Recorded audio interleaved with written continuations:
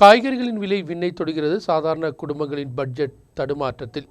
இனி விலை உயர வாய்ப்புள்ளதாக வியாபாரிகள் தெரிவிப்பது சாதாரண குடும்பத்தை மேலும் துயரத்தில் ஆழ்த்துகிறது.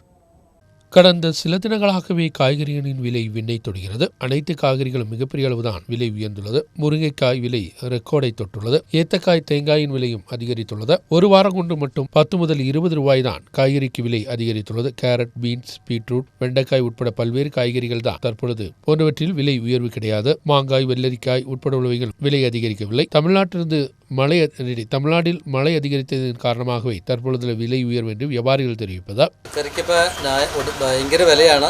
എന്ത് സാധനം മേടിച്ചാലും എവിടെ ഏത് കട ചെന്നാലും ഭയങ്കര വിലയാണ്. പച്ചക്കറിക്കാണെങ്കിലും അരിസാധനത്തിനാണെങ്കിലും എന്ത് സാധനം ചെന്നാലും ഭയങ്കര വിലയാട്ടോ. അപ്പോൾ സാധാരണക്കാർക്കൊന്നും ജീവിക്കാൻ പറ്റാത്ത രൂപത്തിലാണ് ഇപ്പോൾ നമ്മൾ സംസ്ഥാനം പോയിക്കൊണ്ടിരിക്കുന്നത്. അതിൻ്റെ നല്ലൊരു മാർഗം ഉണ്ടായി തരുമെന്ന് ഇരുന്നമായി അഭ്യർത്ഥിക്കുന്നു. அதே நேரத்தில் நோன்பு காலத்தில் காய்கறியின் விலை உயர்வது சாதாரண பொதுமக்களுக்கு மிகப்பெரிய துயரமாக மாறி வருகிறது. இனியும் விலை உயர வாய்ப்புள்ளதாக வியாபாரிகள் தெரிவிப்பது மிகப்பெரிய பயத்தையும் ஏற்படுத்தி வருகிறது. கோழி இறைச்சிக்கும் மீன்களுக்கும் விலை குறைந்ததை தொடர்ந்து காய்கறிகளை மறந்து எல்லோரும் இதற்கு திரும்பவும் வாய்ப்புள்ளன. இனியும் விலை உயருமோ என்ற சந்தேகத்தில் தான் ஒவ்வொருவரும். நியூஸ் பீரோ அடிமாலி.